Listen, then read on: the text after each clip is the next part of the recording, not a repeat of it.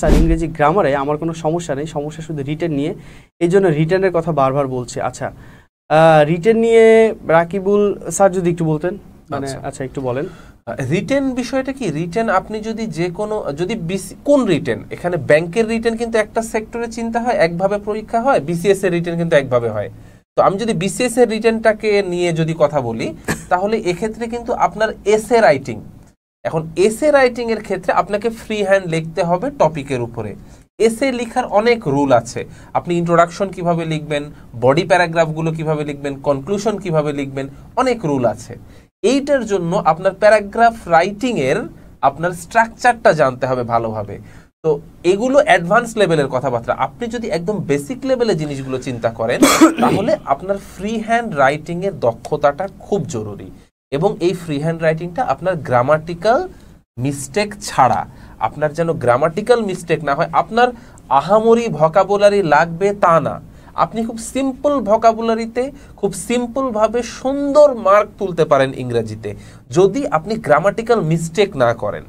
আপনি grammatical mistake না করে আপনি শুদ্ধ গ্রামারে আপনি যদি লিখেন, আপনি অবশ্যই ভালো মার্ক পাবেন। এবং তারপরে যখন আপনি যে এসে লিখবেন, বললাম স্ট্রাকচার আছে, স্ট্রাকচার ফলো করতে হবে আপনার। আমি বিসিএস এর কথা যেহেতু বলছি, আপনার প্যাসেজ থেকে কোশ্চিন অ্যান্সার আছে, সেই কোশ্চিনগুলো প্যাসেজটা আপনাকে বুঝতে হবে, আপনার অ্যানালিটিক্যাল অ্যাবিলিটি থাকতে হবে যে আপনি প্যাসেজে কি বলছে, প্রশ্ন কি চাচ্ছে, প্যাসেজ থেকে তথ্য নিয়ে আপনাকে নিজের ভাষায় সেই প্রশ্নগুলোর অ্যান্সার করতে হবে।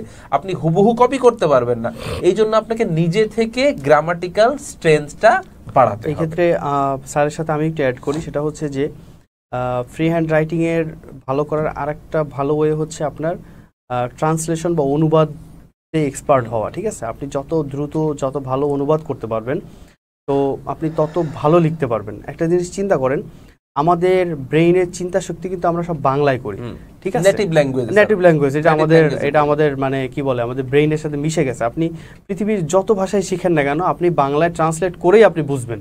আমাদের ব্রেইনটা এইভাবে কাজ করবে এখন, ঠিক আছে। যে ইংলিশ বেসড বা ইংলিশ নেটিভ, সেই ইংলিশে বুঝবে, যে অ্যারাবিক ল্যাঙ্গুয়েজে বুঝে সে অ্যারাবিক বুঝবে, এইভাবে আর কি। তো এই যে আপনি একটা জিনিস বাংলায় চিন্তা করতেছেন আপনার মাথার ভিতরে, এইটাকে আপনি ইংলিশে কনভার্ট করবেন, তাহলে আপনার এখানে কি হবে, ট্রান্সলেশন করতে হবে। তাহলে এই ট্রান্সলেশনটা আপনি যত ফাস্ট করতে পারবেন, আপনি কিন্তু তত দ্রুত লিখতে পারবেন। ধরেন হচ্ছে আপনাকে বলল যে বাংলাদেশের ব্লু ইকোনমি বা হচ্ছে সমুদ্র অর্থনীতি নিয়ে, তাহলে সমুদ্র অর্থনীতি নিয়ে আপনাকে যদি লিখতে বলে, তাহলে আপনি একটা ধরেন এসেই লিখবেন। তাহলে এসে লিখতে গেলে আপনাকে প্রথমে কি করতে হবে, আপনাকে প্রথমে হচ্ছে প্রারম্ভিক বা ভূমিকা বা ইন্ট্রোডাকশন এই ধরনের একটা জিনিস আপনি সাজাবেন। তারপরে হচ্ছে ব্লু ইকোনমি বলতে কি বোঝায় এই ধরনের একটা ডেফিনেশন দিবেন।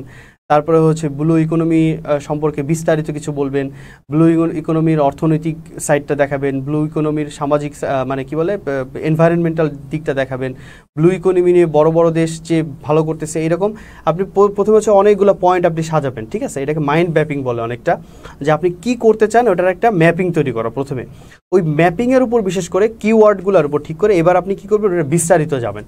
তাহলে যখন আপনি বিস্তারিত যাবেন, তাহলে আপনি একটা জিনিস চিন্তা করবেন, সাথে সাথে ওটা লিখবেন। এই জন্য আপনাকে ট্রান্সলেশনে খুব ভালো হইতে হবে, মানে আপনার রিটেনে ভালো করার জন্য। আর রিটেনে মানে ফ্রি হ্যান্ড রাইটিং বললাম, এই রিটেনের বাইরে আরও কিন্তু অনেক কিছু আছে, যেটা আনন্দ স্যার বলছে, যেমন একটা প্যাসেজ দেখে কিন্তু আপনাকে কোশ্চেন অ্যান্সার করতে হবে, ফিল ইন দ্য ব্ল্যাঙ্কস করতে হবে, আপনাকে কমপ্লিটিং করতে হবে, আপনার হচ্ছে সামারি লিখতে হবে, লেটার লিখতে হবে, অনেক কিছু আছে। তো এই জিনিসগুলোর জন্য সব থেকে বেটার হয় হচ্ছে আপনার প্রিভিয়াস কোশ্চেন আপনার সলভ করতে হবে বেশি বেশি। আমার মনে হয় আপনি যদি মানে কোনো একটা পরীক্ষা, ধরেন বিসিএস এর ক্ষেত্রে আপনি যদি 10টা বছরের কোশ্চেন সলভ করেন, এনাফ।